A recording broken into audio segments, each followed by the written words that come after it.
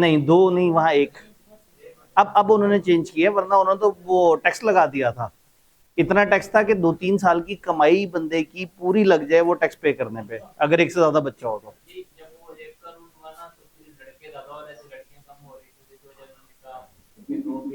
हाँ, नहीं असल में ये उनकी, उनको लग रहा था कि इससे शायद वो बच जाएंगे, या वो जो उनकी पॉपुलेशन बहुत ज्यादा बेहंगम हो रही है वो कंट्रोल में आ जाएगी। लेकिन अब उन्हें एहसास हो रहा है कि उनके पास मैन पावर कम हो गई है। वो जिस वक्त 1.5 अरब पे थे, उस वक्त इंडिया 1 अरब पे था। उन्होंने डिसीजन लिया, अब वो 1.5 अरब पे ही है और इंडिया उनको क्रॉस कर चुका हुआ है।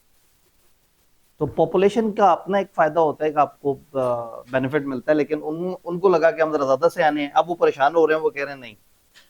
अब तो भाई कुछ ऐसे मुल्क भी हैं जो कह रहे हैं कि आप इधर आओ, वीजा भी हम देंगे, रिहाई भी हम देंगे, रेजिडेंसी भी हम देंगे, बस जो है ना हमारे आबादी वाले मसले हल करा दो। अच्छा जी, शुरू करते हैं। वो खतरनाक बातें भी चल रही थी साथ साथ रिकॉर्डिंग, नहीं चलें ठीक है, कोई नहीं, शुरू करते हैं। अस्सलाम वालेकुम। ठीक। अब ऐसा ना हो कि वो यूरोपियन कंट्रीज वाली बात पहले रिकॉर्ड हो गई और वो चाइना वाली बात ना, चाइना वाली पे रिकॉर्डिंग चल रही थी, फिर ठीक है, ताकि कॉन्टेक्स्ट बन जाए। वरना लोग कहेंगे लेक्चर स्टार्ट होती सर कह रहे हैं कि अब तो बहुत सारे मुल्क बुला रहे हैं, कह रहे हैं यार ये तो कम से कम कॉन्टेक्स्ट मौजूद होगा तो जो है ना वो कुछ सिंक हो जाएगा। ऑल्दो आप लोगों को कॉन्टेक्स्ट नहीं चाहिए होता, आप लोग जो कैंची चलाते हैं वो सुना है कोई, मैंने यहाँ पे जो क्लासों का भी कहा था, पीआरसी और कैफ, तो कोई मुझे बता रहा था कि उसकी भी कोई वीडियो क्लिप काट के किसी ने वो किया है कि सब दूसरे कॉलेजेस की बुराई कर रहे हैं या पता नहीं क्या। अल्लाह खैर करे, आप लोग बड़े खतरनाक लोग हैं। अब पता नहीं वो कहाँ से कहाँ क्लिप कटा होगा और उसमें से क्या मतलब निकाला होगा। मैं तो वो पूरी एग्जाम्पल दे रहा था, वो पता नहीं वो पूरी एग्जाम्पल भी किसी ने कोट की होगी या नहीं। अगले दिन तो आधे मिनट की, 1 मिनट की रील निकालनी होती बीच में। ठीक है, हमें जो है वो मनी लॉन्ड्रिंग वाली, अस्तगफुरुल्लाह, खान साहब वाली भी निकल गई मार्केट में। अच्छा, वो नून लीग वाली नहीं निकली होगी। हाँ, जिसमें नफरत आए ना वो, हाँ, कोशिश किया करें जिसमें ज्यादा गालियां पड़े ना। कोई हालात नहीं है आप लोगों के जी, अंडरग्राउंड हो जाओ। नहीं, असल में बात ये है कि भाई हम बोलने से रोक तो नहीं सकते। हम जब एक क्लास में पब्लिकली इतनी सारी बात करनी है और उसमें हर तरह के लोग हैं तो हर तरह की बात होगी। ये तो वीडियो कट करने वाले को ख्याल करना चाहिए कि कम से कम वो कॉन्टेक्स्ट एक्सप्लेन कर दे, और वीडियो जो देखने और सुनने वाले उन्हें पता होना चाहिए।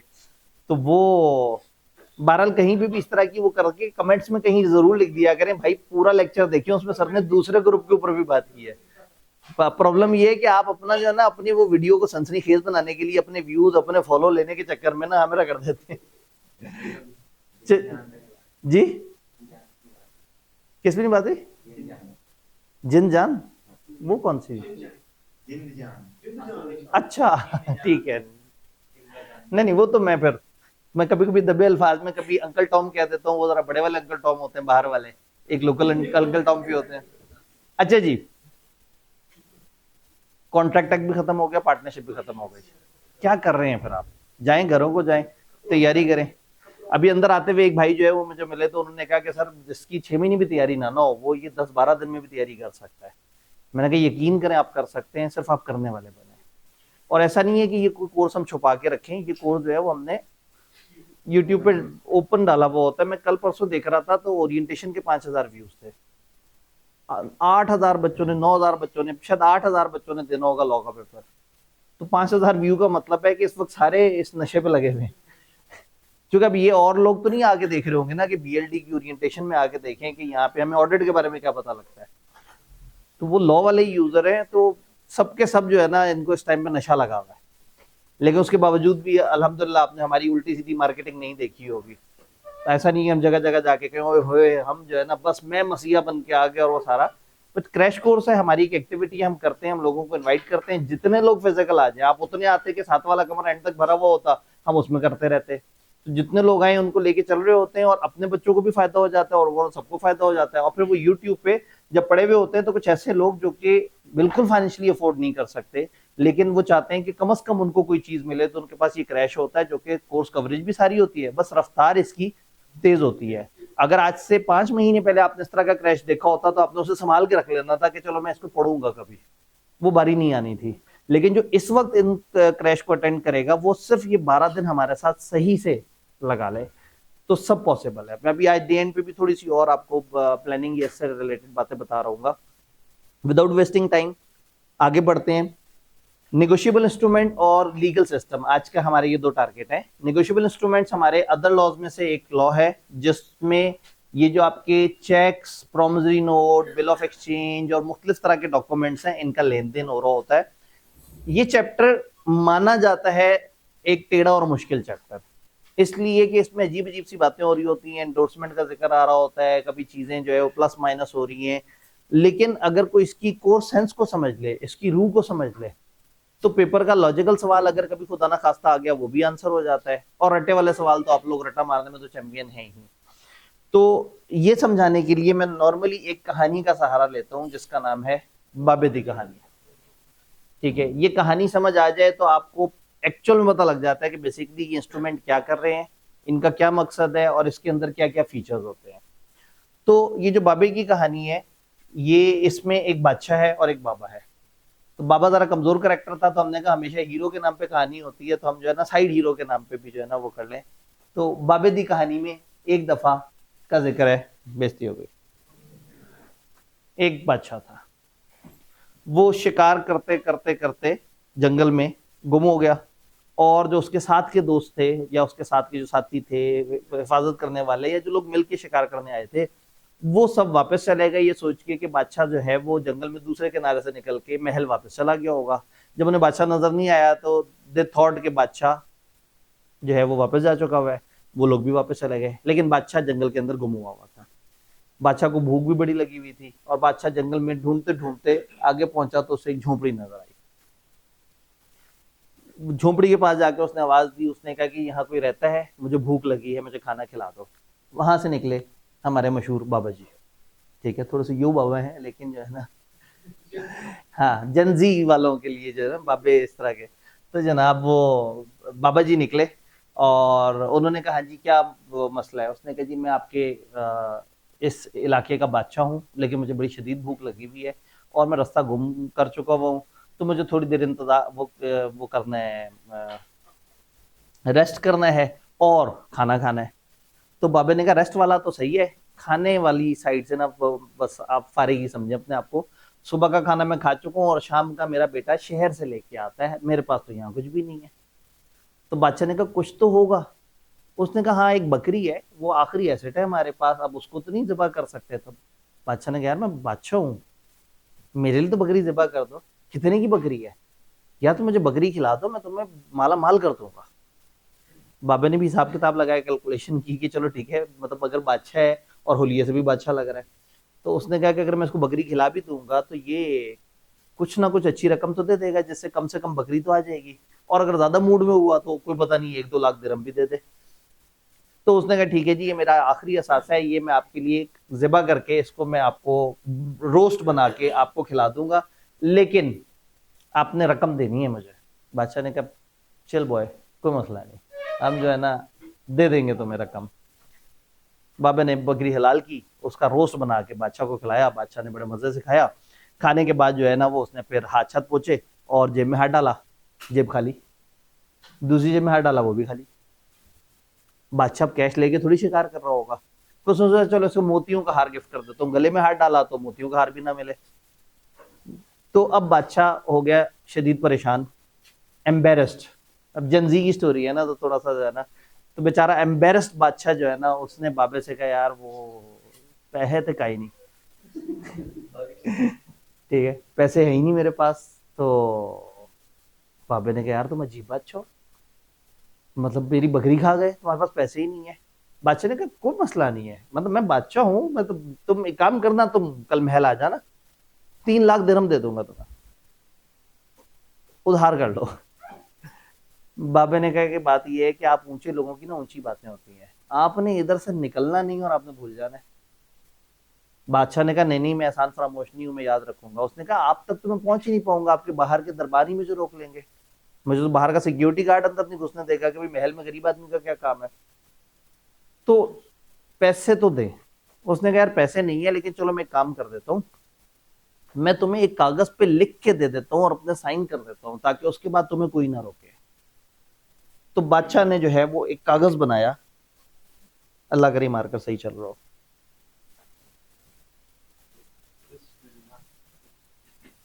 बेहतरीन हो गया।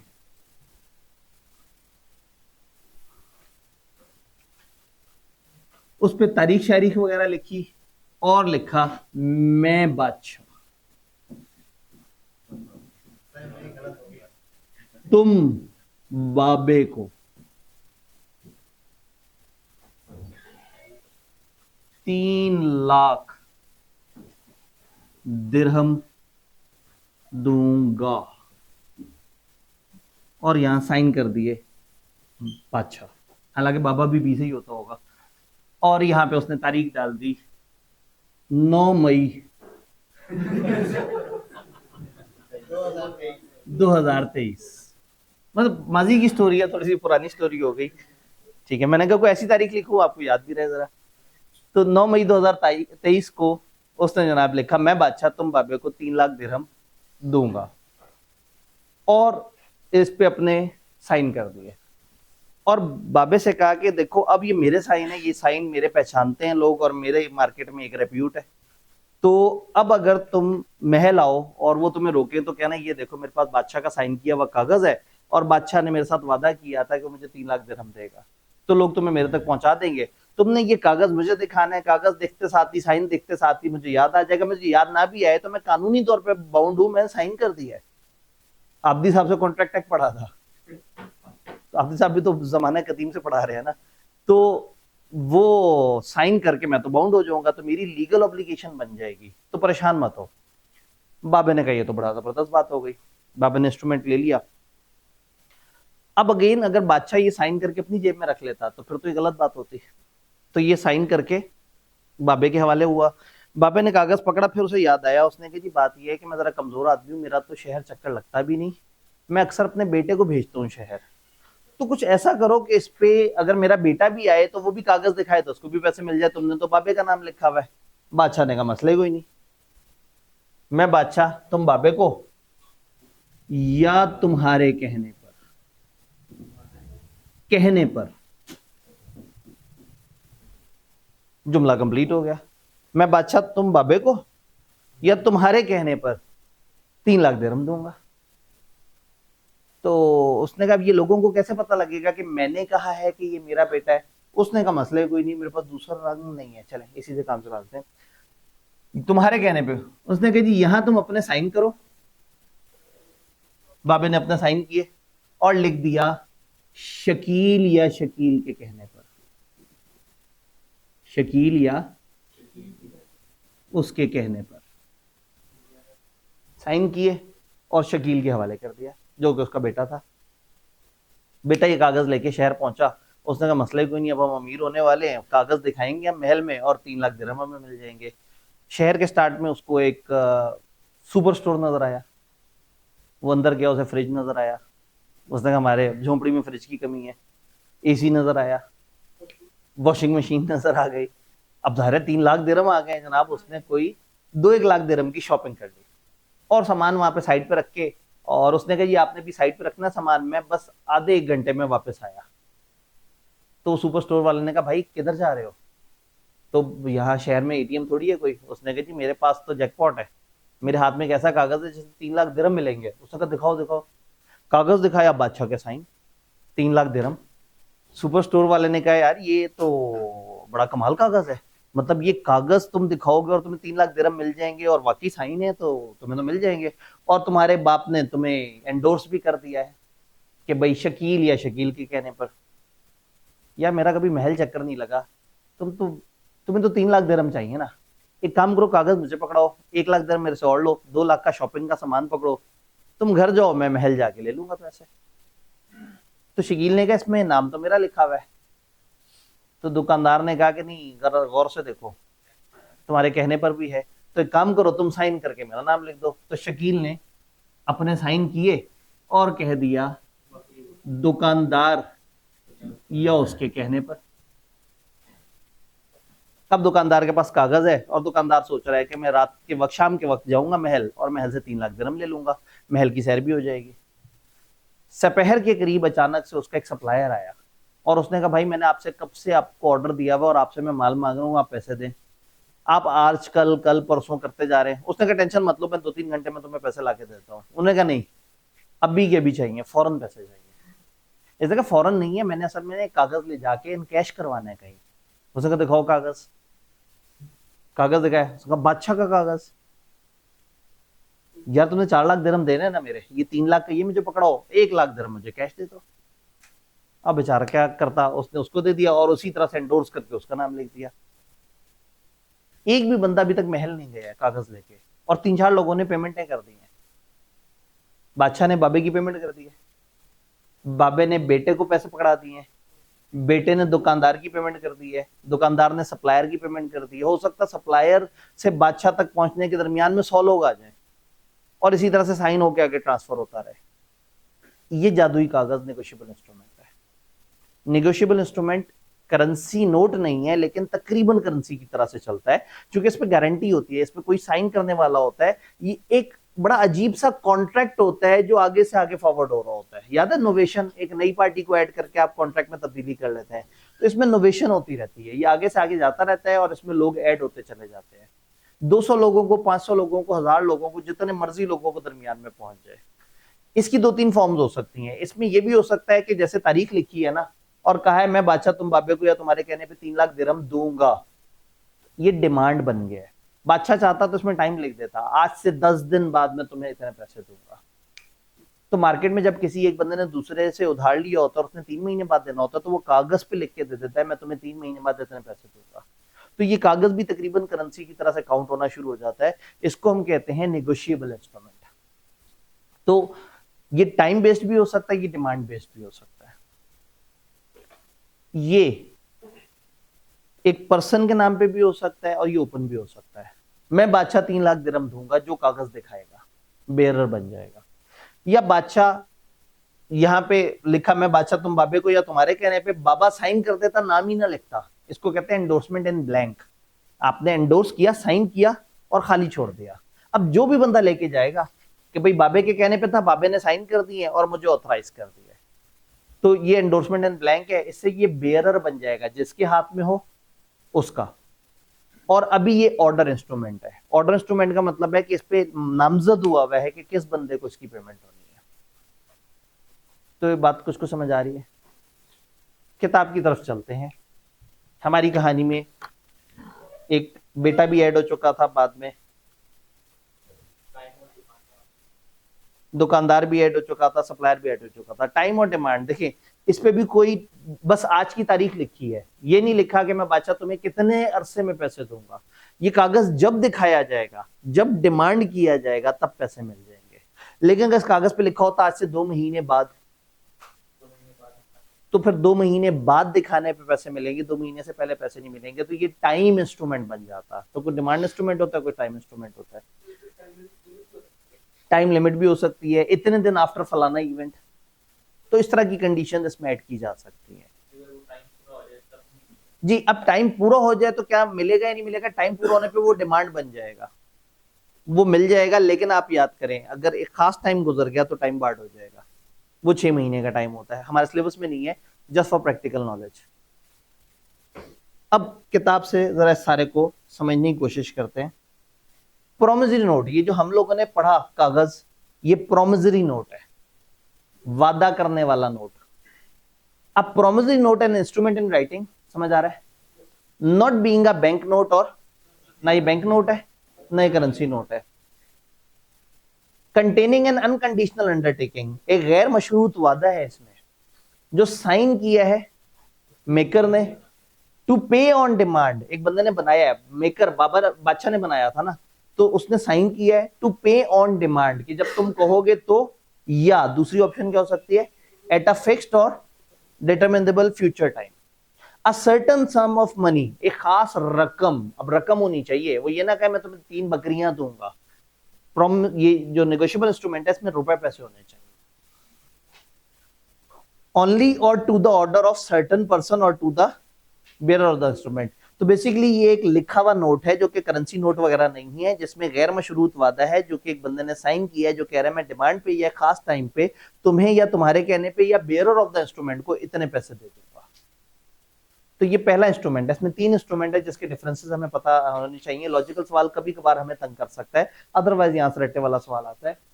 दो मेन पर्सन कौन है, मेकर और payee. Maker who makes the promise note and promises, payee to whom the promise to pay is made. हमारी एग्जांपल में कौन मेकर है कौन पेई है, बादशाह मेकर है, बाबा पेई है।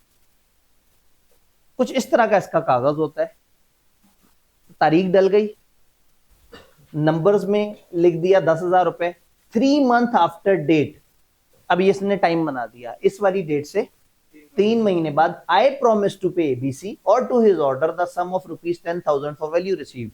हमारी जो ट्रांजेक्शन हुई थी उसके अगेंस्ट मैंने 10,000 रुपए मैं वादा करता हूं मैं 3 महीने बाद दूंगा, और टू एबीसी पेई का नाम लिख दिया, उसका एड्रेस लिख दिया, और मेकर ने यहां अपने साइन और अपना एड्रेस लिख दिया।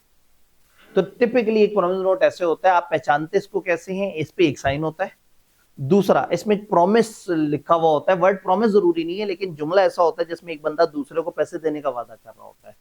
तो दो पार्टीज होती हैं और एक पार्टी इनमें से साइन कर रही होती है।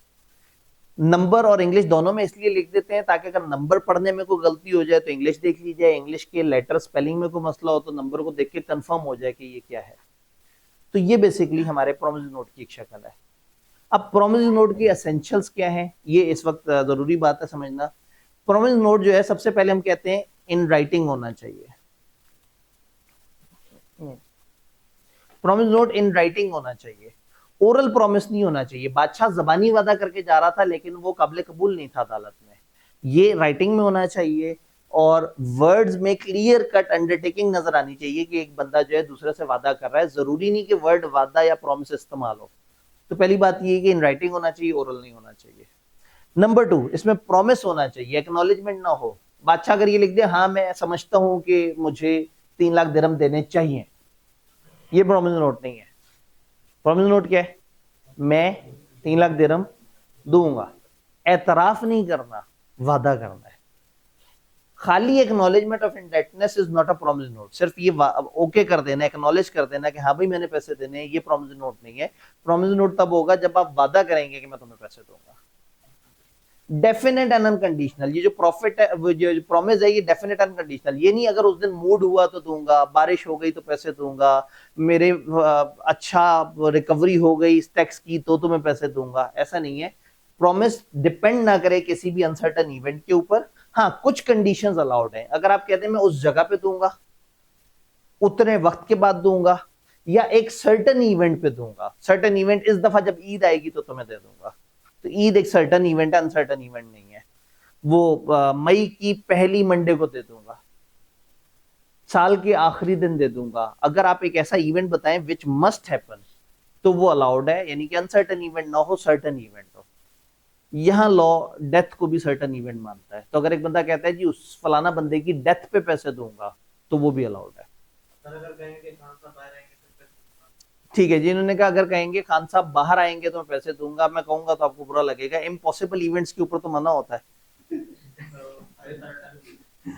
ठीक है, अब ये डिपेंड करता है, अगर वो अमेरिका बहादुर वाकई बचाने आ गया तो फिर तो कुछ नहीं कर सकते ना, है वो तो मैं आपको छेड़ने के लिए कह रहा था। ठीक है, ओह नहीं ये रंग नंबर है, आपने जो ना अब तोपों का रुख मेरी तरफ से हटा के जो ना भाई की तरफ कर ले। अच्छा जी, क्या ये बात समझ आई कि कुछ इवेंट्स, कुछ कंडीशंस डिफाइंड है जो सर्टन होनी चाहिए, लेकिन ये डेफिनेट हो और इसमें कोई कंडीशन ऐड नहीं होनी चाहिए। देन इसमें क्या है, मैं एक दफा शर्तें बता दूं फिर आपसे सवाल ले लूंगा। साइंड बाय मेकर, अगर आपको थीम समझ आ गया तो आगे चीजें बहुत आसान है। मेकर साइन करेगा और अगर वो इलिटरेट है तो अपना अंगूठा लगा देगा, कम से कम एक लीगल ऑब्लिगेशन ऐड हो जाए। पार्टी सर्टन होनी चाहिए, इंस्ट्रूमेंट पॉइंट आउट सर्टेनिटी से करे कि कौन मेकर और कौन पेई है। अगर पार्टीज क्लियर नहीं है तो फिर आप इसको प्रॉमिस नोट नहीं कह सकते। फॉर एग्जांपल बादशाह ये लिखता कि वो जो 9 मई को हम लोगों ने खाना खाया था, तो अब जो है वो जब भी ये कागज दिखाया जाएगा तो जिस बंदे ने खाना खाया था वो जिसने खाना खिलाया था उसको पैसे देगा। अब इसमें समझ नहीं आ रहा कि भाई क्या खाना खाया गया था, किसने खाया था, किसको खिलाया था, किसने किसको पैसे देने हैं।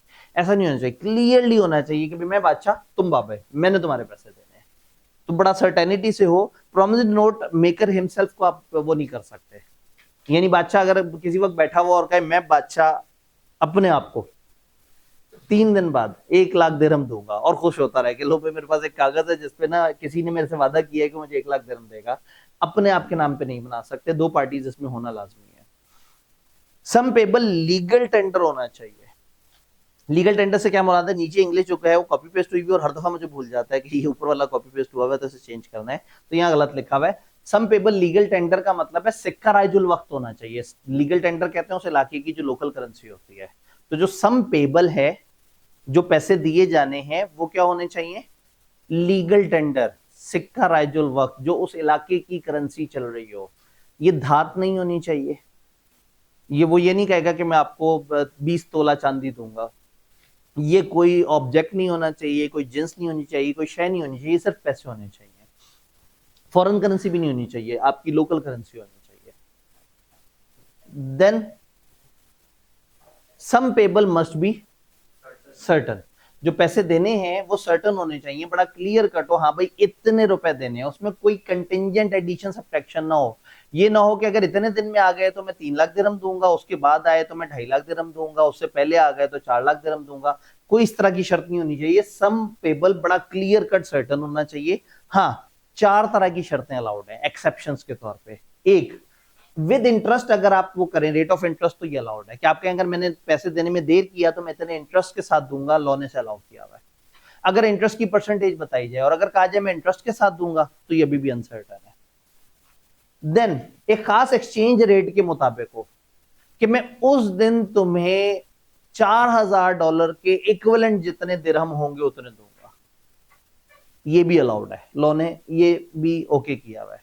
फिर अगर इंस्टॉलमेंट्स की शर्त हो कि एक बंदे ने दूसरे को इंस्टॉलमेंट में देने और लिख दिया जाए कि एक भी इंस्टॉलमेंट मिस हुई तो सारे पैसे देने होंगे, ये शर्त भी अलाउड है। और दूसरा, अगर प्रॉफिट एंड लॉस की एडजस्टमेंट है तो ये भी अलाउड है कि एक पार्टनरशिप नेगोशिएबल इंस्ट्रूमेंट लिख के दूसरे को दे और कहे हम आपको प्रॉफिट का 20% देंगे। अब प्रॉफिट ऊपर नीचे हो सकता है, तो जो 20% है वो भी ऊपर नीचे हो जाएगा, लेकिन ये अलाउड है।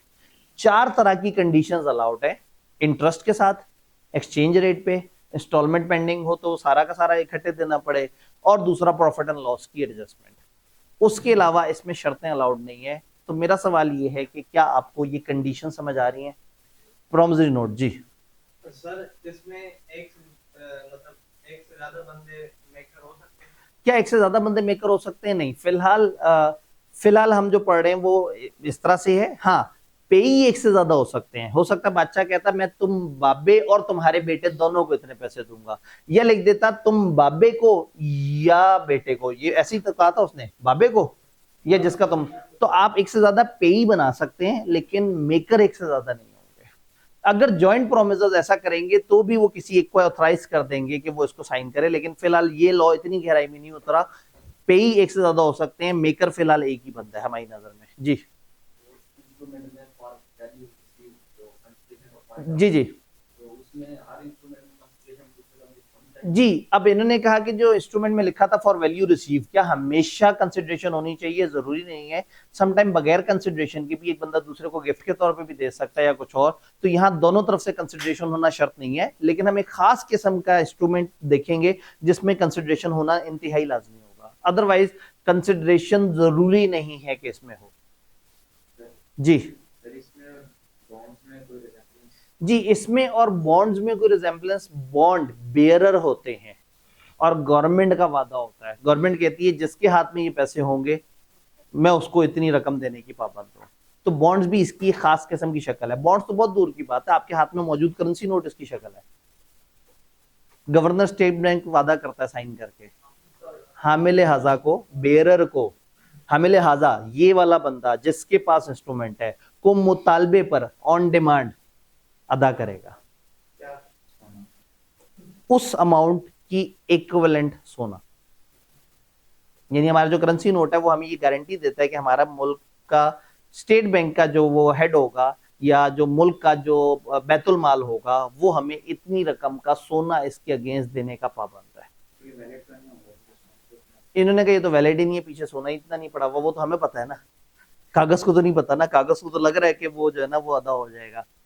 तो असल में करेंसी नोट बने इस तरह से थे। शुरू में क्या धातें चलती थी, फिर इसी तरह का एक बादशाह था और इसी तरह से वो गुमा था। ये सच्ची कहानी है, जहां से ये सब वो हुआ था, शुरू हुआ था। और करेंसी जो इजाद हुई थी इस तरीके से, लेकिन मैं उसको करेंसी से हटा के नेगोशिएबल इंस्ट्रूमेंट की तरफ ले गया ताकि आपको कॉन्सेप्ट समझ आ जाए। क्या हमें प्रॉमिस नोट समझ आया? अभी हमने सिर्फ 2 सफ़े समझे। लेकिन बेस बन गई है। अब आगे हमारे लिए चीजें बड़ी ही मजेदार और आसान होने वाली हैं। क्या प्रॉमिस नोट क्लियर है? प्रॉमिस नोट के बाद जब हम अगला इंस्ट्रूमेंट समझने लगते हैं, बाबे दी कहानी सीजन 2, ठीक है जी। अब तकरीबन उसी तरह की बाबे की कहानी है, तकरीबन उसी तरह के मामलात हैं, लेकिन इस दफा जो है कुछ एक्स्ट्रा नजर आया स्टोरी में। सुबाई, ठीक है, ये खजांची है। हालांकि ये खजांची नहीं है, ये दिखने में बॉडीगार्ड है, लेकिन चूंकि इसके पास पैसे हैं तो इसलिए गन भी इसके पास मौजूद है, ताकि जो है ना कोई लूट के ना ले जाए पैसे। हाँ, इन्होंने कहा जी इसकी टोपी तो उतार देते। मुझे मौका नहीं मिला स्लाइड को कभी दोबारा रिवाइज करने का। जब पहली दफा बनाई थी तो जल्दी जल्दी में जो किरदार मिले थे मैंने उठा के डाल दिए थे, वरना देखे ना कितना कितना अजीब सा बाबा है। ठीक है, तो खजांची भाई, इस दफा बादशाह और खजांची दोनों इकट्ठे गुम हो गए। दोनों इकट्ठे ढूंढते ढूंढते झोपड़ी तक पहुंचे, दोनों की इकट्ठे बाबे से मुलाकात हुई, दोनों ने इकट्ठे बकरी खाई, और उसके बाद दोनों के पास ही पैसे नहीं है। जब बकरी खा के बैठे, अब बाबे ने कहा हाँ जी पेमेंट। बादशाह ने वो उसकी तरफ कहा, खजांची की तरफ, हाँ भाई खजांची हीरो का हार निकाल के दे दो। उसने जेब में हाथ डाले, उसने कहा सर वो तो महल छोड़ाए हैं। इसने कहा पैसे दे दो। उसने कहा जी वो मैं आपकी हिफाजत कर रहा था, आपके साथ साथ था, तो मैंने पैसे नाइब खजांची को जमा करा दिए थे। बादशाह ने कहा यार जलील करा दिया तुमने, बाबा देखो जुगते करा रहा है। ठीक है, पैसे ही नहीं, मतलब अब एक मुल्क का बादशाह और उसका खजांची दोनों के पास ही पैसे नहीं है। यार ये तुमने बड़ी ज्यादती की। बाबे से उसने कहा मसले की बात नहीं है, ये खजांची अपना ही बंदा है, इसके पास मेरे पैसे पड़े होते हैं। खजांची तुमने ये बाबे को पैसे देने हैं। उसने कहा यस सर। और ये क्या दोनों बाहर निकल गए। बाबे ने कहा एक मिनट, आपस में एक दूसरे से वादा, आपस में एक दूसरे से इकरार, मैं मुझे कोई वो तो गारंटी तो दो। उसने कहा हाँ लिखत में होना चाहिए वादा। बादशाह ने कागज लिखा, मैं बादशाह तुम खजांची को ये हुक्म देता हूं कि तुमने बाबे को या बाबे के कहने पे किसी को 3 लाख दिरहम देने हैं। अपनी जेब में डाल लिया। तो बाबे ने कहा कागज मुझे पकड़ाओ। कागज उसे पकड़ाया, बाबे ने कागज देखा, उसने कहा बादशाह साहब आपके साइन तो आ रहे हैं, आपने तो लिखा है, जिसको आपने कहा है कि उसने पैसे देने हैं उसके साइन कहाँ है, इसे भी साइन करवाएं। तो वो खजांची ने भी साइन किए, बादशाह ने भी साइन किए, और वो एक ऐसा कागज है जिसमें एक बंदा दूसरे को हुक्म दे रहा है कि तुमने किसी तीसरे के पैसे देने हैं। नॉर्मली क्या होता है, आपके पैसे जिसके पास पड़े होते हैं आप उसको ऑर्डर दे देते हैं कि आपने एक तीसरे बंदे को पैसे देने हैं, उससे मामला हल हो जाता है। तो इसको हम कहते हैं बिल ऑफ एक्सचेंज। बात समझ आइए? इसमें 3 पार्टीज होती हैं। अब बिल ऑफ एक्सचेंज क्या है? Bill of exchange is an instrument in writing containing N unconditional order. इसमें गैर मशरूत हुक्म है, ऑर्डर है, signed by the maker, maker ने इसे साइन किया है, डायरेक्टिंग अ सर्टेन पर्सन, एक खास बंदे को हुक्म दे रहा है, टू पे ऑन डिमांड, कि या डिमांड पे या फिक्स्ड और डिटरमिनेबल फ्यूचर टाइम पे certain sum of money only to और the order of certain person और टू द बेयरर। डिमांड वाली बात भी वही है, टाइम वाली बात भी वही है, ऑर्डर वाली बात भी वही है, बेयरर वाली बात भी वही है। ऊपर फर्क थे, वहां प्रॉमिस था, यहां ऑर्डर है। यहां पे एक बंदे को हुक्म दिया जा रहा है, वहां एक बंदा वादा कर रहा था कि मैं पैसे दूंगा। तो यहां आ गई 3 पार्टीज, ड्रॉर, ड्रॉई और पेई। ड्रॉर जो ड्रॉ कर रहा है, अब मेकर नहीं बोल रहे मैं से, जिसने बिल बनाया वो ड्रॉर है, जिसके नाम पे बनाया कि तुमने देने हैं पैसे, जिसको हुक्म दिया drawee, person who is order to pay the amount, और पेई वही बाबा जिसको पैसे मिलने हैं। तो यहां इसकी पार्टीज और उसकी पार्टीज में फर्क समझ आ रहा है। अगर मैं इसकी कागज की शक्ल दिखाऊं तो थोड़ा सा और क्लैरिटी आ जाएगी।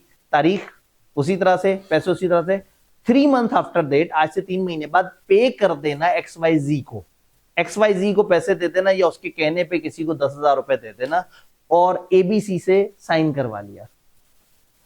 ABC को जारी किया और MNO ने अपना साइन कर दिया, ड्रॉर ने साइन कर दिए, और ड्रॉई के भी साइन करवा लिए कि तुमने जो है ना XYZ को पैसे देने हैं। लेकिन ये आपस में साइन करके नाम इसके है, लेकिन मिलेगा बाबे को, कागज उसके पास होगा जिसने उसके पैसे लेने होंगे। तो क्या बिल ऑफ एक्सचेंज दिखने में समझ आ रहा है? तो हो सकता है पेपर में आपको एक कागज देखने को मिले और आपने पहचानना हो कि कौन सा इंस्ट्रूमेंट है, या वो आपसे कहीं बंदे ने दूसरे के पैसे देने हैं और इस तरह से पार्टीज हैं, बताओ कौन सा कागज बनाना ज्यादा बेहतर होगा। तो सिर्फ इतनी सी लॉजिक इस चैप्टर में आपको चाहिए होगी कि आपको एसेंशियल्स आते हो ये, अदरवाइज चैप्टर में से मेजॉरिटी ऑफ द टाइम रटने वाले सवाल आते हैं।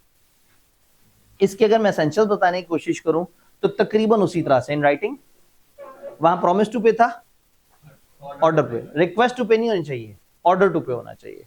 डेफिनेट एंड अनकंडीशनल है, सम पेबल उसी तरह से सर्टन है, साइंड वहां मेकर था और यहाँ drawer and drawee, certain parties हैं, sum payable must be legal tender. इसका मतलब है इसके एसेंशियल्स अलग से याद नहीं करना, एकीब की किताब ने फिर से वो सारी बातें रिपीट की हुई थी, मैंने सिर्फ यहाँ हेडिंग्स डाल दी कि तकरीबन वही बातें हैं, सिर्फ एक आध जगह पे थोड़ा सा फर्क है।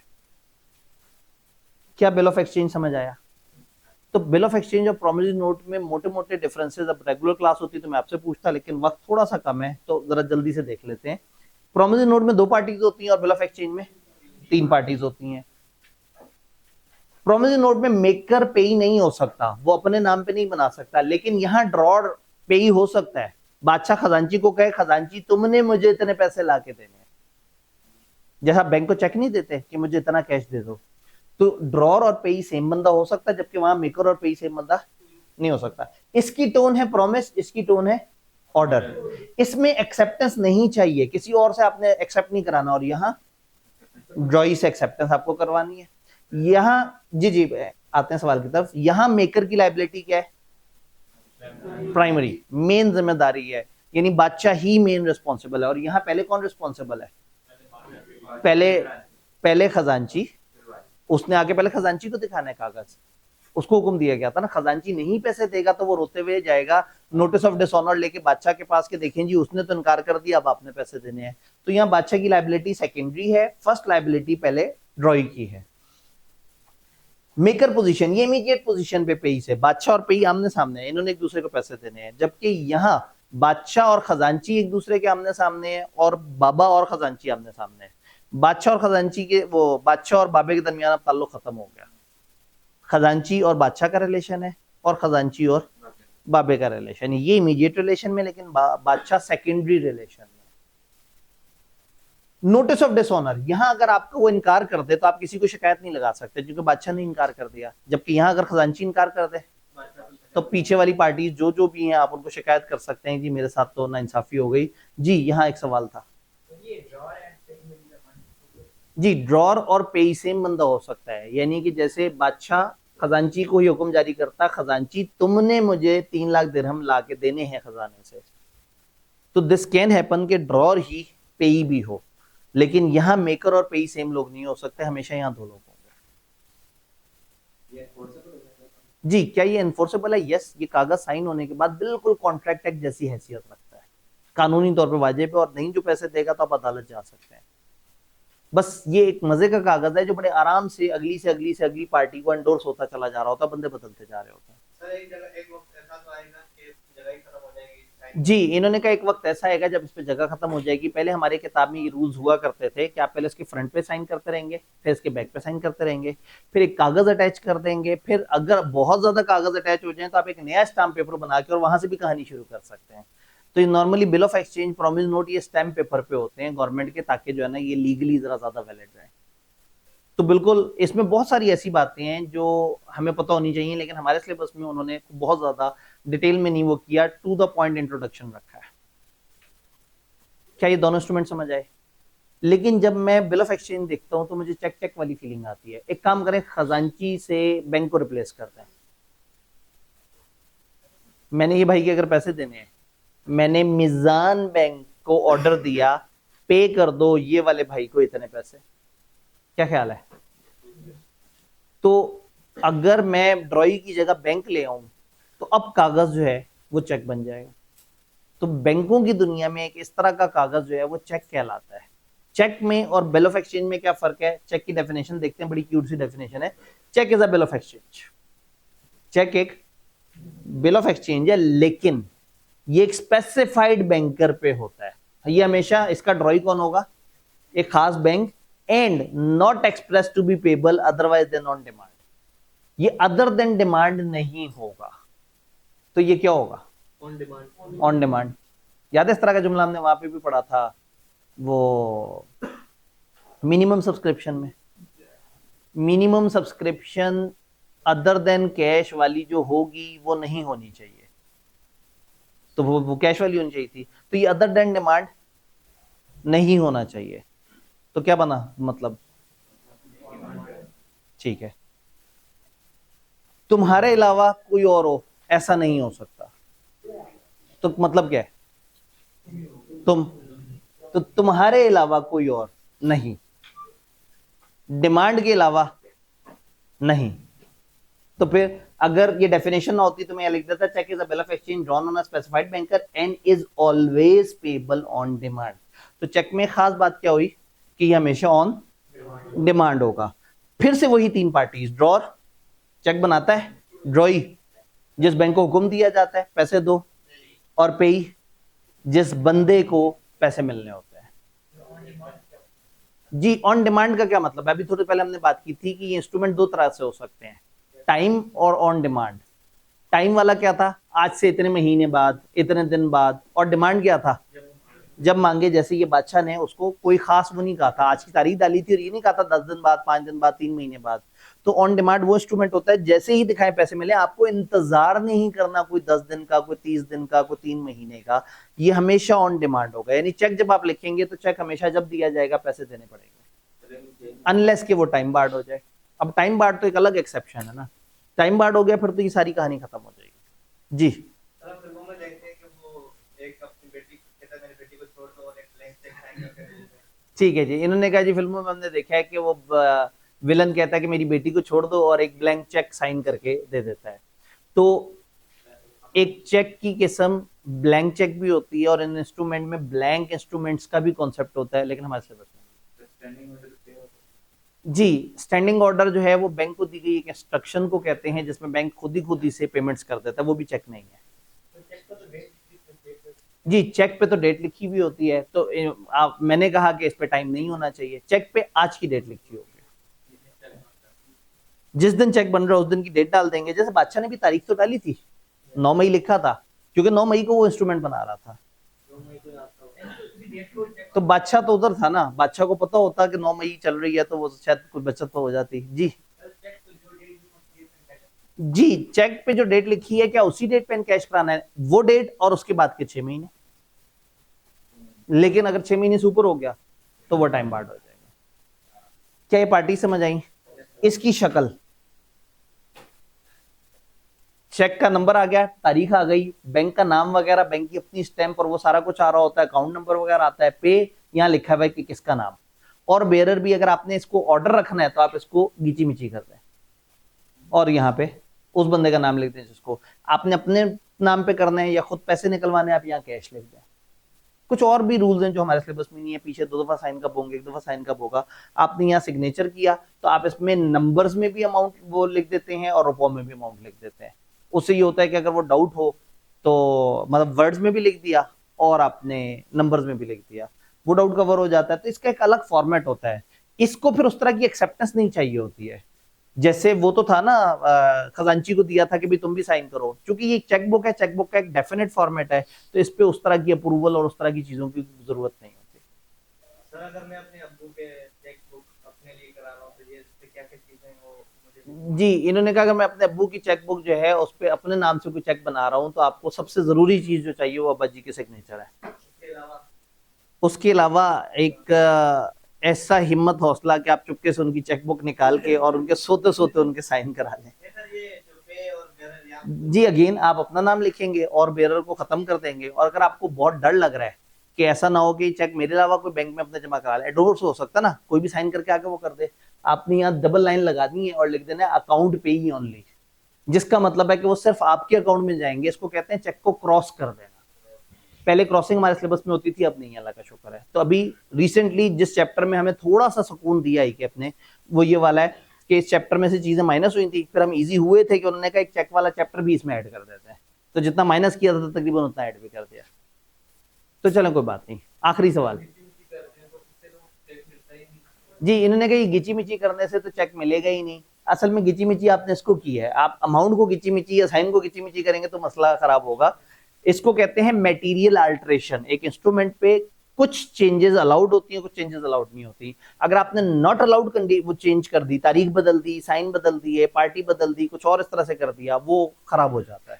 लेकिन अगर आपने अलाउड चेंजेस किए हैं तो चल जाता है। तब चेक और बिल ऑफ एक्सचेंज में क्या फर्क हुआ फिर? बल्कि काम करते हैं, पहले चेक के एसेंशियल तो देख लेना। चेक राइटिंग में होगा, ऑर्डर टू पे होगा, डेफिनेट अनकंडीशनल होगा, सर्टेन सम होगा, मनी ओनली होगा, यानी कि वो लीगल टेंडर होगा, साइन करेगा ड्रॉर। अब वो नहीं कर रहा, बैंक नहीं साइन कर रहा, बैंक की ऑटोमेटिकली वो जो स्टैम्प पेपर बैंक की अपनी वो है चेकबुक है, समझो उसके साइन आए हुए हैं। पार्टी सर्टन होनी चाहिए, दो नई बातें, it must always be drawn upon a specified banker, it must always be payable on demand. ये हमेशा डिमांड पे होना चाहिए और हमेशा ये किसी खास बैंकर पे होगा। तो अब चेक और बिल ऑफ एक्सचेंज में क्या फर्क होना चाहिए? इसमें खास बैंकर है, उसमें कोई भी हो सकता है। ये लाजमी डिमांड है, वहां टाइम भी हो सकता है, और यहाँ उस तरह की एक्सेप्टेंस नहीं चाहिए, साइन वगैरह पहले से वो चीजें मौजूद हैं, वो लाजमी स्टाम्प पेपर पे होना चाहिए, ये चेकबुक के ऊपर हो रहा होता है। जल्दी से थोड़ा सा फर्क देख लेते हैं, वक्त ज्यादा होता तो मैं आप ही से पूछता रहता। ड्रॉई ये हमेशा बैंकर होगा, यहाँ वहां कोई भी बंदा हो सकता है, बैंकर भी हो सकता है, कोई भी हो सकता है। पेबल ऑन डिमांड, ये हमेशा पेबल ऑन डिमांड होगा, और वो डिमांड भी हो सकता है, खास टाइम भी हो सकता है। ये वाले पॉइंट को मैं स्किप करूं, मैंने अभी थोड़ी देर बाद ये वाला पॉइंट पढ़ाना है आपको। एक्सेप्टेंस, इसको एक्सेप्टेंस नहीं चाहिए चेक को, जबकि उसको एक्सेप्टेंस चाहिए।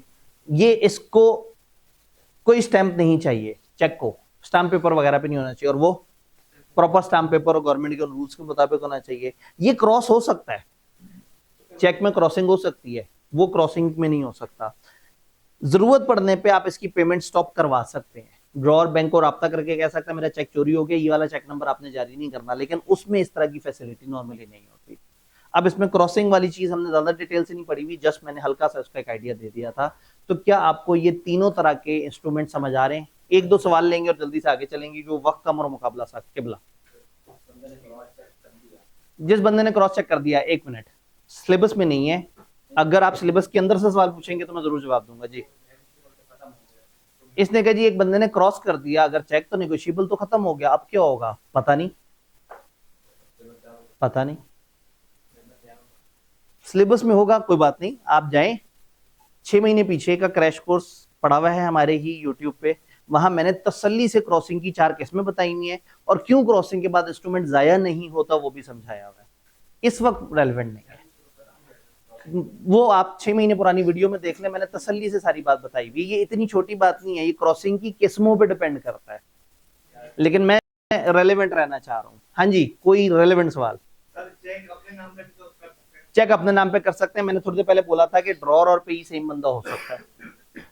सवाल खत्म हो गए, कहानी आगे बढ़ाते हैं। बात समझ आई? फिर भी कोई आखिरी सवाल अगर किसी का बहुत जरूरी सवाल है, लेकिन रेलेवेंस जो है ना, मैंने ये मुश्किल शर्त रख दी है ना, रेलेवेंट होना चाहिए। आप मुझे रेगुलर क्लास में मिलें तो मैं तसल्ली से खूब एंजॉय करें, बहुत सारे सवाल जवाब हो। ये क्रैश है, क्रैश के अंदर जो है ना जरा थोड़ी सी लिमिटेशन है। हाँ, ये एक वो है, उन्होंने कहा जिनकी रेगुलर क्लास हो, हमारा एक पोस्ट का बैच था, उन्होंने जो है ना पूछा हमारा सिलेबस कब खत्म होगा, मैंने कहा आपका सिलेबस 4 या 5 फरवरी को खत्म होगा। उन्होंने कहा कोई ऐसा तरीका है जिससे हम 31 जनवरी पे सिलेबस खत्म कर लें? मैंने कहा एक तरीका है। फिर पिछले सैटरडे एक स्पेशल क्लास की और उनसे कहा आज आपकी एक बड़ी क्लास होगी जिसमें 2 चैप्टर होंगे, वो बड़े एक्साइटेड हो गए, उनको मैंने इस वाली क्लास में बुला लिया। ठीक है, तो अब वो चुप बैठे हैं, अभी चुप है। क्या तेरी सादगी में इतना हुस्न है, तेरा निखार कैसा होगा? अच्छा जी, वापस इधर आते हैं। नेगोशिएबल इंस्ट्रूमेंट, लो जी, इतनी सारी बातें कर ली, डेफिनेशन तो पढ़ी नहीं नेगोशिएबल इंस्ट्रूमेंट की। Negotiable instrument means promissory note, bill of exchange और cheque payable either to order. और चैप्टर यहां से शुरू हो रहा था, अब मैं यहां से अगर शुरू करता तो कहानी तो बहुत ही अजीब सी हो जाती। तो इस चैप्टर की आईकेप की तरतीब ये है कि पहले वो रूल समझाता है, बाद में 3 इंस्ट्रूमेंट समझाता है। मैं उल्टा चलता हूँ, पहले 3 इंस्ट्रूमेंट समझा दिए, अब रूल समझते हुए आपके जहन में नक्शा होगा, आपके लिए बड़ा ही हलवा बन जाएंगे रूल्स। तो नेगोशिएबल इंस्ट्रूमेंट कहते हैं promissory note, bill of exchange या चेक को, चाहे ऑर्डर हो चाहे बेयरर हो, ये हमेशा डिलीवर होगा। आप पोजेशन ट्रांसफर करेंगे या एक्चुअल या कंस्ट्रक्टिव, बाबे को आपने इंस्ट्रूमेंट हैंड ओवर करना है। अब इंस्ट्रूमेंट हैंडओवर 2 तरीके से हो सकता है, मेरे पास एक चेक को मैं लिख के ये भाई को ऐसे पकड़ा दूं, या चेक लिख के मैं यहां रख दूं और कहूं कि ये उठा लीजिएगा यहां से। तो ये कंस्ट्रक्टिव डिलीवरी हो गई, और एक्चुअल डिलीवरी फिजिकली दूसरे बंदे को। तो ये डिलीवर होना चाहिए, किसी ना किसी फॉर्म में ये डिलीवर होना चाहिए।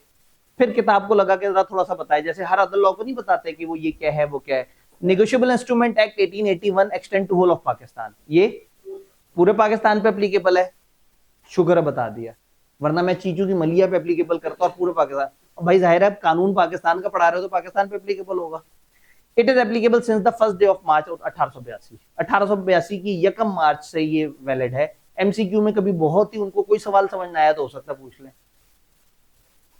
ये बैंकिंग जो स्टेट बैंक का जो एक्ट है उसके सेक्शन 24 और 35 के अगेंस्ट नहीं है, यानी इसका मतलब है स्टेट बैंक का सेक्शन 24 और 35 जब आएगा तो हम इसे भूल जाएंगे और उनको कहेंगे केवला जो आपने कहा सही कहा। यानी इसकी दो एक्सेप्शंस हैं जो उस लॉ में लिखी हुई है, एक किताब ने बताई एक नहीं बताई। ये एक्ट प्रिवेल करेगा रिगार्डलेस ऑफ एनी यूजेज और custom that is different from the act. अब ये अगर कहें सर मैंने तो सुना ऐसे होता है, वो कहें मैंने तो सुना ऐसे होता है, वो कहेंगे मैंने तो सुना ऐसे होता है, मैं कहूंगा मैंने क्या पढ़ाया है, ऐसे होता है। तो ये act shell prevail regardless of कोई भी मार्केट में कस्टम ट्रेड रवायत बन गई है। मार्केट में एक बड़ी कॉमन प्रैक्टिस है कि लोग आज से 2 महीने बाद की तारीख का चेक बना देते हैं। नेगोशिएबल इंस्ट्रूमेंट इसको नहीं मानता, वो कहता है जिस चेक पे जो तारीख डली हुई है ये माना जाएगा कि ये चेक उस दिन बना है। तो इसी तरह से ब्लैंक चेक और इस तरह की बहुत सारी चीजें हैं। तो उन्होंने कहा मार्केट प्रैक्टिस को इग्नोर करो, लॉ में जो लिखा हुआ है बस वही वैलिड होगा। In simple terms negotiable instrument एक ऐसे इंस्ट्रूमेंट को कहते हैं which is transferable by delivery. अगर मैं इसके एसेंशियल कैरेक्टरिस्टिक देखूंगा तो या ये पेबल टू ऑर्डर होता है या बेयरर होता है। पहली बात, पेबल टू ऑर्डर का क्या मतलब है, which is express to be so payable, जिसमें लिखा हो कि हाँ भाई ये पेबल टू ऑर्डर है, या payable to a particular person हो। फॉर एग्जांपल पे ए और order. Cross cheque account payee only can however still be negotiated further. इस लाइन पे मुझे बड़ा शदीद एतराज है और ये भी उस एतराजात की लिस्ट में है जो मैंने कहा था ये हट जाना चाहिए। जब आपने क्रॉसिंग समझाई नहीं है तो आप उसका रूल क्यों बीच में लेके आ रहे हैं। तो cross cheque account payee only can however still be negotiated further. भाई ने परेशान होकर सवाल पूछा था कि जी क्रॉस चेक है, क्या ये फिर भी ट्रांसफर हो सकता है? हाँ जी हो सकता है। कैसे हो सकता है? पता नहीं जी कैसे हो सकता है। पेबल टू ऑर्डर और बेयरर, भाईजान आप किस्सा जब शुरू हुआ था तब कहाँ थे? नहीं मतलब आप क्लास में थे तो हमने कहा था कि वो जो उसने कहा था मैं बाबे को दूंगा, तो ये ऑर्डर है, एक खास बंदा। बाबे ने कहा शकील को, शकील ने कहा दुकानदार को, दुकानदार ने कहा सप्लायर को, एक खास बंदा। लेकिन मैंने कहा था कि शकील साइन करके किसी को आगे दे दे और नामजद ना करे तो ये बेयरर बन जाएगा। बेयरर जिसके हाथ में उसका, और ऑर्डर जिसका नाम। तो किसी को नामजद करेंगे तो ये ऑर्डर बनेगा और अगर नामजद नहीं करेंगे तो बेयरर बनेगा। आप कुछ कहना चाह रहे हैं? हाँ तो ये ऑर्डर बनता जा रहा है, ये ऑर्डर दे रहा है। अगर वो साइन कर देता, बादशाह साइन करके गया था मैं बादशाह पैसे दूंगा, बताया नहीं किसको दूंगा, बेयरर। ये जो हमारे बॉन्ड्स होते हैं गवर्नमेंट के ये बेयरर होते हैं।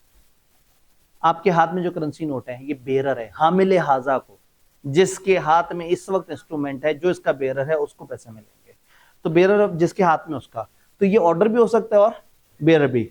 बेयरर कौन सा होगा? Which is express to be so payable, जिस पे लिखा होगा this is payable to bearer, या on which the only or last endorsement is endorsement in blank, जिसमें या तो एक एंडोर्समेंट होगी या सिर्फ आखिरी वाली जो होगी वो इन ब्लैंक होगी। ब्लैंक याद है? साइन करके किसी का नाम नामजद ना करें। फॉर एग्जाम्पल इसमें लिखा हो सकता है पे टू ए और बेयरर, या लिखा हो सकता है pay bearer. Negotiable instrument made payable to 2 or more payees jointly or alternate भी हो सकता है। याद है मैंने कहा था कि पे एक से ज्यादा हो सकते हैं। तो हो सकता है आप कहें पे टू आजम एंड बाबर, या पे टू आजम और बाबर। अगर ये नाम सीधे लिखे होते तो आपका खामखा जो है ना वो क्रिकेट का जुनून जाग जाता और आप जो है ना अचानक से बहुत ज्यादा लड़ पड़ते, क्लास 200 में डिवाइड हो जाती। एक तरफ बाबर आजम के फैन होते और एक तरफ बाबर आजम के हेटर्स होते और उनके दरमियान लड़ाई हो जाती। कितने मुश्किल में जनरेशन जी, आपके पास मुश्किल से 1-2 अच्छे लोग हैं जिन पे आप जो है ना परेशान होते रहते हैं। हमारे जमाने में बड़े अच्छे अच्छे प्लेयर्स हुआ करते थे, आजकल तो बिल्कुल ही कचरा मचरा ही हुआ हुआ है। वैसे या हैं अच्छे प्लेयर्स अभी भी जी? अंडर 19 में अच्छे, फिर बड़े हो जाते हैं। ठीक है, अच्छा जी। अचानक से एसबीपी अपनी एक एक्सेप्शन लेके आया। यकीनन हमारे सिलेबस से इसका ताल्लुक नहीं होना चाहिए था, लेकिन लिख दिया कि अपने पढ़ लेते हैं। एसबीपी का एक्ट जो है सेक्शन 35 ये कहता है कि खबरदार बैंक के अलावा या गवर्नमेंट के अलावा किसी ने जब प्रोमिसरी नोट पहली दफा बनाना है तो उसको बेयरर नहीं बनाना। और जब बिल ऑफ एक्सचेंज पहली दफा बनाना है तो payable to bearer on demand नहीं बनाना। कोई लॉजिक नहीं है, गवर्नमेंट का हुक्मनामा आ गया, गवर्नमेंट ने कह दिया कि जो भी प्रॉमिस नोट बना रहा है ना, उसने वेरी फर्स्ट टाइम जब बनाना है तो एक बंदा नामजद लाजमी करना है। आप वेरी फर्स्ट डे उसको पेबल टू बेयरर नहीं बना सकते, और बिल ऑफ एक्सचेंज को पहले ही दिन payable to bearer on demand नहीं बना सकते। क्यों नहीं बना सकते? हुक्मनामा है। क्या रीजन है? ऐसे ही लिखा है। कहां लिखा है? स्टेट बैंक के लॉ में। हम क्यों पढ़ रहे हैं? ICAP ने लिखा है, रटा मारना है। ठीक है, वो असल में चाहते ये हैं कि कंफ्यूजन ना हो, कम से कम पहली दफा कोई नामजद हो। लेकिन गवर्नमेंट अगर खुद कोई बॉन्ड्स वगैरह इशू करना चाहे वो बेयर कर सकती है। तो वो बताना चाह रहे हैं कि हमारी बदमाशी है, हम लोग पहले दिन बेयर इंस्ट्रूमेंट बना सकते हैं, हमारे अलावा कोई नहीं बनाएगा। तो ठीक है, जो उन्होंने कहा है यहाँ नीचे तो एक्सेप्शन है, हम एज इट इज याद कर लेंगे। पहला एसेंशियल था, ये पेबल टू ऑर्डर बेयर हो सकता है। दूसरा, इजी ट्रांसफरेबिलिटी, ये एक बंदे से दूसरे बंदे को ट्रांसफर हो जाएगा। अगर तो बेयरर है तो कैसे ट्रांसफर होगा? ऐसे करके। और अगर ऑर्डर है तो साइन करेंगे फिर ट्रांसफर करेंगे। तो transferable from one person to another by mere delivery if payable to bearer, और transferable from one person to another by endorsement and delivery if payable to order है तो एंडोर्समेंट एंड डिलीवरी होगी, और अगर payable to bearer है सिर्फ deliver करना है। तीसरा बड़ा कमाल का एसेंशियल जो मैं थोड़ी देर बाद आपको समझाऊंगा, title of holder in due course. अब आप कहेंगे ये होल्डर इन ड्यू कोर्स कौन भाई साहब है? तो आगे चल के जरा पार्टीज पढ़ते हैं, जैसी ये पार्टी पढ़ेंगे ये जुमला समझ आ जाएगा। यहां तक ओवरऑल मोटी मोटी बात समझ आ रही है। अब किताब आपको एक बड़ी नई और मुश्किल बात बताने लगी है। पार्टीज क्या होती है नेगोशिएबल इंस्ट्रूमेंट्स में? एक होता है मेकर जो प्रॉमिस नोट बनाता है, एक होता है पेई जिसको पैसे मिलने होते हैं, एक ड्रॉर होता है जो बिल ऑफ एक्सचेंज में। असल में बात यह कि किताब ने तरतीब में ये चीजें पहले रखी थी कि पहले ये सारा माहौल बना के समझाते थे, बाद में इंस्ट्रूमेंट समझाते थे। मुझे लगता था ये गलत है, इससे लोग कंफ्यूज हो जाते हैं। हमने पहले इंस्ट्रूमेंट समझ लिए, अब ये सारे अल्फाज हमारे आगे जो है ना वो अदब से सर झुकाए खड़े हुए हैं। ड्रॉर जो बिल ऑफ एक्सचेंज या चेक बनाता है, ड्रॉई जिन लोग को बिल ऑफ एक्सचेंज या चेक दिया जाता है और जिसके हुक्म दिया जाता है। एक्सेप्टर जब वो उसको एक्सेप्ट कर लेता है, bill of exchange other than cheque को जब आप एक्सेप्ट कर लेते हैं तो क्या बन जाते हैं आप? एक्सेप्टर। फिर आता है होल्डर, और होल्डर के साथ आता है holder in due course. Holder किसे कहते हैं? ले जी, I am holder of this marker, I am holding this marker, मैं इस मार्कर को होल्ड कर रहा हूं तो मैं होल्डर कहलाऊंगा। लेकिन नेगोशिएबल इंस्ट्रूमेंट में अगर यहाँ एक कागज पड़ा हुआ है जो इस भाई ने इस भाई के नाम पे यहाँ पे बना के रखा हुआ और मैं उसे उठा लूं तो मैं होल्डर नहीं कहलाऊंगा, क्योंकि मेरा कानूनी हक नहीं है उस पर। तो होल्डर ना सिर्फ वो बंदा होगा जो एंडोर्सी या बेरर होगा इंस्ट्रूमेंट का, एंड उसका लीगल राइट भी होगा कि वो इंस्ट्रूमेंट उसके नाम पे है और उसको वहां से पेमेंट आनी है। फर्क समझ आ रहा है? तो सिर्फ बेरर होल्डर जिसके हाथ में इंस्ट्रूमेंट है उसको होल्डर नहीं कहेंगे। होल्डर एक कानूनी शख्स है। अब पर्सन, देखिए हमने सबका जिक्र किया, बाबे का जिक्र भी हुआ, बादशाह का जिक्र भी हुआ, खजांची का जिक्र भी हुआ सारी पार्टीज में, लेकिन इन दरमियान वालों का जिक्र नहीं हुआ। दुकानदार, सप्लायर, शकील, ये सब होल्डर्स है।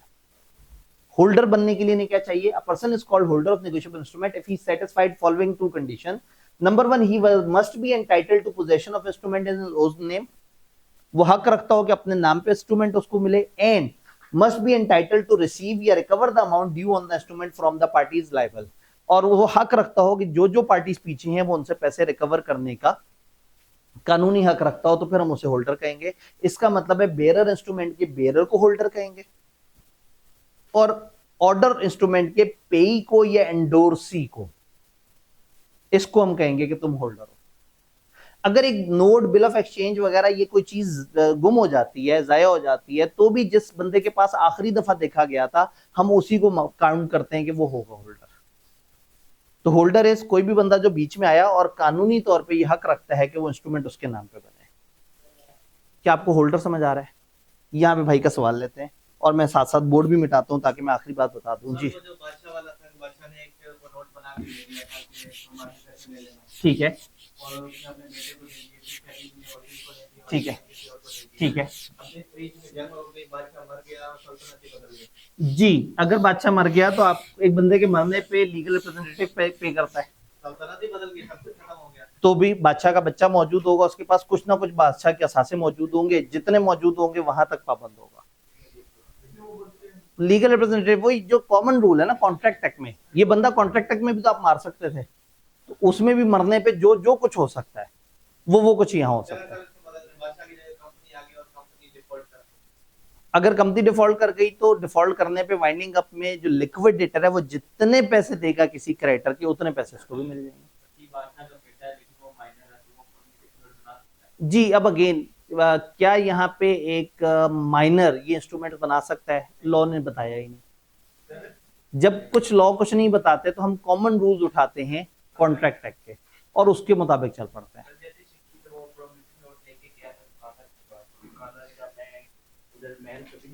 ठीक है ठीक है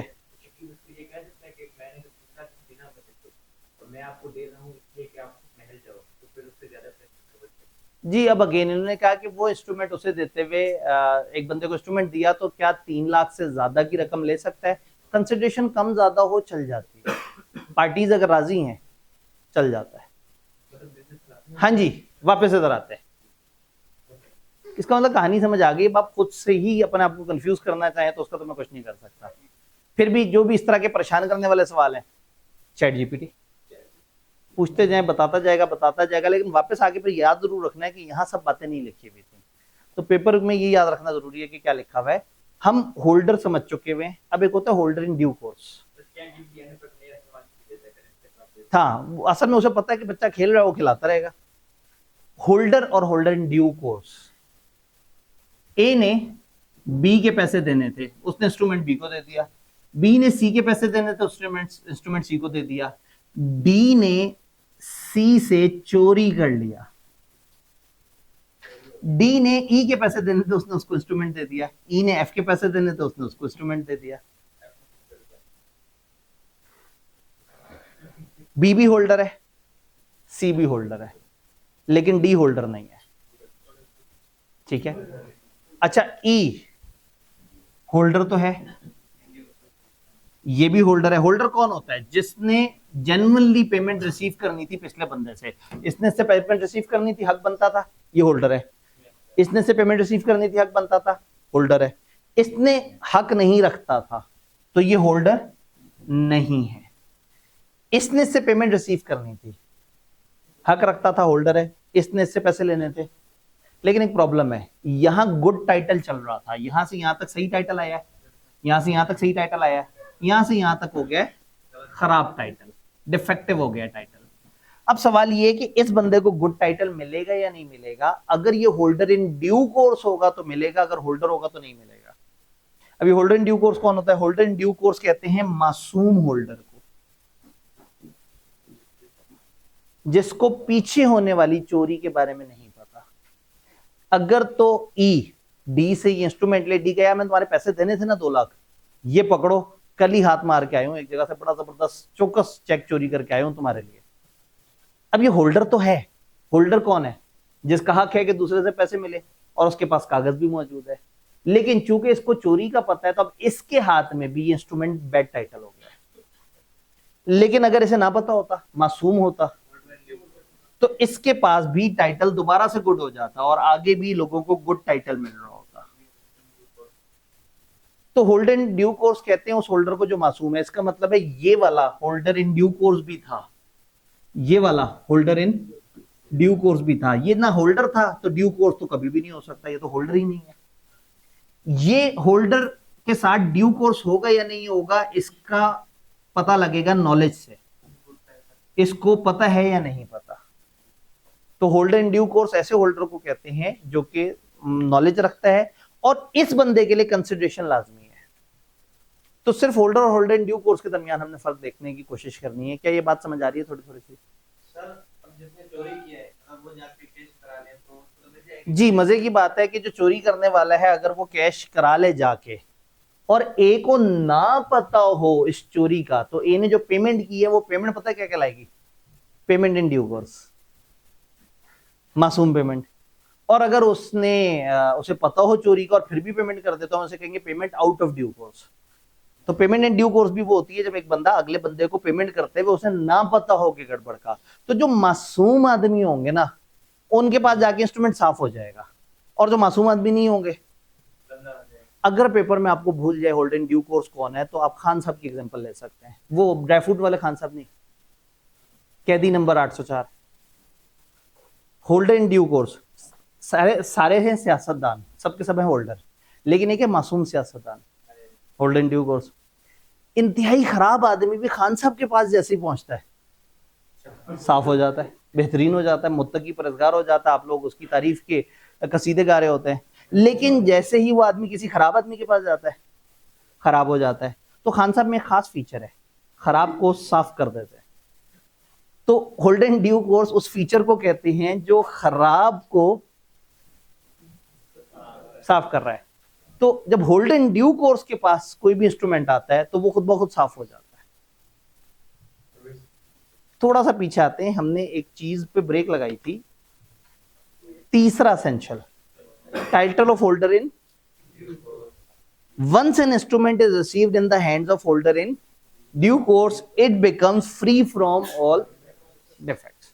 जब होल्ड इन ड्यू कोर्स के पास चीज आती है तो वो ऑटोमेटिकली फ्री हो जाती है। जल्दी से देखते हैं, क्योंकि अब अगला भी हमारा वो है, होल्ड इन ड्यू कोर्स किसे कहेंगे। अब इसकी डेफिनेशन देख लेते हैं। Person who for consideration, consideration यहाँ लाजमी है, उधर लाजमी नहीं है होल्डर में, लेकिन इधर कंसिडरेशन लाजमी है। Become the possessor of promissory note, bill of exchange या cheque if payable to bearer, अगर बेयरर है तो वो पोजेसर बन जाए, और पेई एंडोर्सी बन जाए अगर पेबल टू ऑर्डर। यहां तक तो बात है वही वाली चल रही है ना, होटल वाली। बिफोर इट बिकम्स ओवरड्यू, उसके ओवरड्यू होने से पहले, वो जो मुद्दत दी हुई है ना टाइम, वो पूरा होने से पहले विदाउट नोटिस, बगैर जाने, that the title of person from हुम ही डिराइव हिज ओन टाइटल, जिस बंदे से उसने ओनरशिप, टाइटल कहते हैं ओनरशिप को, जिस बंदे से उसने टाइटल लिया है उस बंदे के टाइटल में डिफेक्ट था, ये उसे नहीं पता। तो अगर उसे नहीं पता तो आजाद है। डिफेक्टिव टाइटल कब कहते हैं जब एक बंदा एंटाइटल ना हो अमाउंट रिसीव करने का, तो हम कहते हैं उसके पास कौन सा टाइटल है, डिफेक्टिव टाइटल है। तो होल्ड इन ड्यू कोर्स कौन है, जो फॉर कंसिडरेशन आ रहा है, ड्यू टाइम से पहले आ रहा है, और मासूम है, उसको नहीं पता किसी भी चीज के बारे में कि ये चोरी हुआ है। क्या डिस्क्रिप्शन समझ आई? किताब को लगा नहीं आई? किताब ने कहा है हम आपको पॉइंट्स के अंदर बताते हैं। होल्ड इन ड्यू कोर्स वो हो गया जो होल्डर होगा, लॉफुल एंड एडिक्वेट कंसिडरेशन होगी, उसके पास इंस्ट्रूमेंट बिफोर मैच्योरिटी आया होगा, और डिमांड वाला है तो एज अर्ली एज पॉसिबल आ गया हो।